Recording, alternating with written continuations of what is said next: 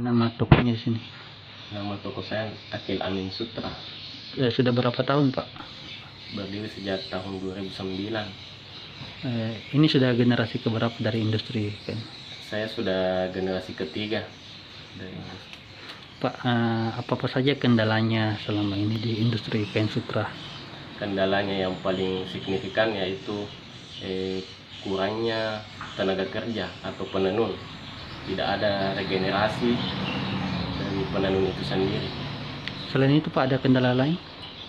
Banyaknya kain-kain impor yang masuk sehingga industri itu agak sulit bersaing dengan kain-kain impor.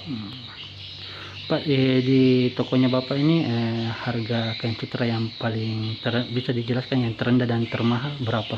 Harga terendah yang paling murah itu sekitar 40.000 sampai 500.000 per meter. Itu yang 40.000 ya Pak paling murah, dan yang paling mahal 400.000. Iya. Jenis-jenis kain sutra apa yang paling diminati Pak di sini? Yang diminati yaitu kain sutra polos, kain sutra lagosi, kain organza sultan, dan kain sutra ikat.